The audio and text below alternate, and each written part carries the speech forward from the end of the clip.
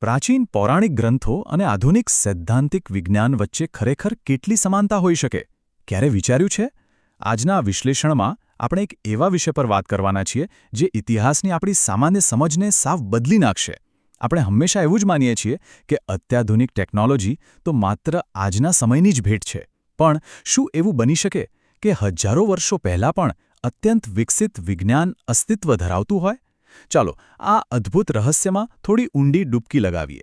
શરૂઆત સીધા જ એક સવાલથી કરીએ.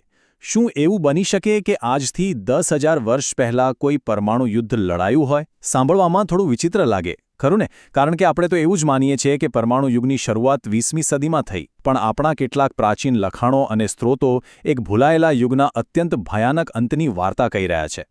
જરા આ આંકડા પર નજર કરો. 15,000. સ્ત્રોતોમાં દર્શાવ્યા મુજબ ભારતીય ઉપખંડમાં લગભગ 15,000 વર્ષ પહેલાં રામ સામ્રાજ્ય અસ્તિત્વ ધરાવતું હતું. કહેવાય છે કે આ સામ્રાજ્ય બરાબર એટલાન્ટિસના સમયગાળાની સમાંતર હતું. વિચારો, આટલા હજાર વર્ષ પહેલાંની એક અત્યંત વિકસિત સભ્યતા. ખરેખર આશ્ચર્યજનક છે. હવે તમે કહેશો કે આ તો માત્ર વાર્તાઓ હોઈ શકે. તો ચાલો માત્ર પ્રાચીન ગ્રંથોમાંથી બહાર આવીને નક્કર ભૌતિક અને પુરાતત્વીય પુરાવાઓ તરફ આગળ વધીએ. ખાસ કરીને પ્રાચીન સામ્રાજ્યોની કથિત રાજધાની મનાતા મોહેન્જો-દારોમાં જોવા મળતી અસામાન્યતાઓ પર નજર કરીએ. અહીં મળેલા પુરાવાઓ કોઈપણ વૈજ્ઞાનિકને વિચારતા કરી દે તેવા છે.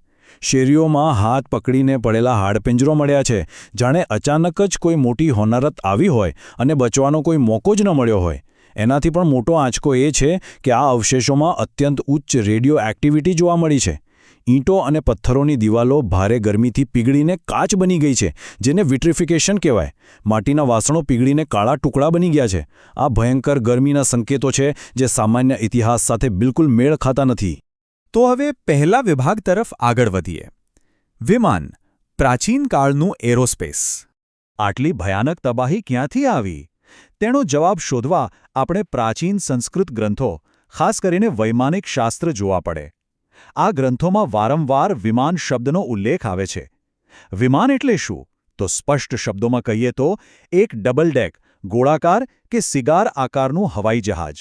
આ જહાજ હવામાં એક જ જગ્યાએ સ્થિર રહી શકતું, વાતાવરણમાં ઉડાન ભરી શકતું અને ગ્રંથો મુજબ તો આંતરગ્રહીય મુસાફરી કરવા પણ સક્ષમ હતું. આ પ્રાચીન મશીનોની તાકાત તો જુઓ. વર્ણન મુજબ તે અતૂટ અને અવિનાશી હતા. તેમાં રડારથી બચવાની એટલે કે અદૃશ્ય થવાની ક્ષમતા હતી. પલકારામાં હવામાં રોકાઈ જવાની તાકાત હતી. આ ઉપરાંત અંદરનું તાપમાન કંટ્રોલ કરવાની સિસ્ટમ અને પ્રકાશ શોષી લેતી ખાસ ધાતુઓનો ઉપયોગ થયો હતો. આ બધું સાંભળીને સીધી જ આધુનિક સમયના સાયન્સ ફિક્શન કે પછી અત્યાધુનિક સ્ટેલ્થ ફાઇટર જેટ્સની યાદ આવી જાય, બરાબર ને? આગળનો વિભાગ છે મર્ક્યુરી એટલે કે પારો, પ્રપલ્શન અને એન્ટીગ્રેવિટી. હવે મોટો સવાલ એ થાય કે આટલા વિશાળ મશીનો ઉડતા કેવી રીતે હશે? તો ગ્રંથોમાં એક ખૂબ જ રસપ્રદ કન્સેપ્ટ છે, લઘિમા. આ એક એવું સૈદ્ધાંતિક બળ છે જે એટલું મજબૂત છે કે તે ગુરુત્વાકર્ષણના ખેંચાણને સંપૂર્ણપણે નાબૂદ કરી દે છે. સાવ સરળ ભાષામાં કહીએ તો આને આપણે પ્રાચીન એન્ટીગ્રેવિટી ટેકનોલોજી કહી શકીએ. અને તેમને ઊર્જા ક્યાંથી મળતી? લખાણોમાં આ પ્રક્રિયાનું વર્ણન પારાની ગર્જના કરતી જ્વાળા તરીકે કરવામાં આવ્યું છે.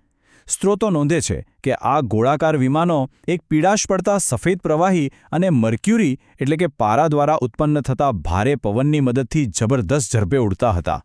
ત્રીજો વિભાગ, દેવોના શસ્ત્રો, પ્રાચીન કે ક્વોન્ટમ. ખાલી ઉડતા મશીનો જ નહીં, તેમાં રહેલા વિનાશક શસ્ત્રો પર પણ એક નજર કરીએ. અહીં આપણે પ્રાચીન શસ્ત્રોને આધુનિક ભૌતિકશાસ્ત્ર સાથે સરખાવી રહ્યા છીએ અને તે પણ એકદમ તટસ્થ રીતે. જુઓ, સુદર્શન ચક્રનું પડવારમાં લક્ષ્ય સુધી પહોંચવું, જે આધુનિક ક્વોન્ટમ એન્ટેંગલમેન્ટ જેવું લાગે છે. પશુપતાસ્ત્ર, જેના વિશે કહેવાય છે કે તે બ્રહ્માંડના નિયમો તોડે છે, તેને આપણે માઇક્રો બ્લેક હોલ જનરેટર સાથે સરખાવી શકીએ. અને બ્રહ્માસ્ત્ર, જે આખીને આખી જાતિઓને રાખ કરી દેતું, તે સીધું આધુનિક પરમાણુ બોમ્બ કે ન્યુક્લિયર પેલોડ તરફ ઇશારો કરે છે. મહાભારતમાં આ અંતિમ અને સૌથી વિનાશક શસ્ત્રના પ્રયોગનું વર્ણન જરા ધ્યાનથી સાંભળજો. તેમાં લખ્યું છે, સમગ્ર બ્રહ્માંડની શક્તિ ધરાવતું એકમાત્ર અસ્ત્ર, 1000 સૂર્ય જેટલો તેજસ્વી, ધુમાડો અને જ્વાળાનો સ્તંભ તેની પૂરી ભવ્યતા સાથે ઊભો થયો. શું આ આબેહૂબ કોઈ મોડર્ન ન્યુક્લિયર વિસ્ફોટ જેવું નથી લાગતું?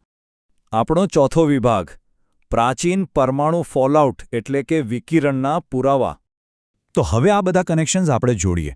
મહાભારતના યુદ્ધના વર્ણનો અને આપણે પહેલાં જોઈ એ મોહેન્જોદારોની અસામાન્યતાઓ વચ્ચે શું સંબંધ છે? જ્યારે આપણે મહાકાવ્યમાં વર્ણવેલા યુદ્ધ પછીના પરિણામો અને આધુનિક વિજ્ઞાન રેડિયેશન વિશે જે જાણે છે તેની સરખામણી કરીએ ત્યારે પરિણામો ખરેખર ચોંકાવનારા છે. ગ્રંથોમાં લખેલા આ ભયાનક પરિણામો પર ધ્યાન આપો. મૃતદેહો એટલી હદે બળી ગયા હતા કે ઓળખવા અશક્ય હતા. લોકોના વાળ અને નખ ખરી પડવા લાગ્યા, માટીના વાસણો આપમેળે તૂટવા લાગ્યા, પક્ષીઓનો રંગ ઉડી ગયો અને બધો જ ખોરાક ઝેરી બની ગયો. મિત્રો, આ બરાબર એ જ લક્ષણો છે જે આધુનિક વિજ્ઞાન એક્યુટ રેડિયેશન સિકનેસ એટલે કે રેડિયેશનની જીવલેણ અસર તરીકે ઓળખે છે. આ સમાનતા કાલ્પનિક માનવી અઘરી છે. અને તમને ખબર છે, આ અદૃશ્ય પ્રદૂષણથી બચવા માટે તે સમયે સૈનિકોએ શું કર્યું? અદૃશ્ય વિકિરણને દૂર કરવા માટે સૈનિકો પોતાના શરીર અને હથિયારો ધોવા સીધા નદીના પ્રવાહમાં કૂદી પડ્યા. નોંધનીય વાત એ છે કે આજે આધુનિક સમયમાં પણ રેડિયેશનના સંપર્કમાં આવ્યા પછી ડીકન્ટામિનેશન માટે આ જ મૂળભૂત પ્રોટોકોલ અપનાવવામાં આવે છે. પરમાણુ વિકિરણની અસર ખાલી એક પેઢી પૂરતી મર્યાદિત નથી રહેતી. ઉદાહરણ તરીકે, અશ્વત્થામાનો શ્રાપ. આપણે સૌ જાણીએ છીએ કે બ્રહ્મશિરાસ્ત્ર છોડ્યા પછી અશ્વત્થામાને 3000 વર્ષ સુધી એકાંત, પીડા અને શારીરિક સડાનો શ્રાપ મળ્યો હતો.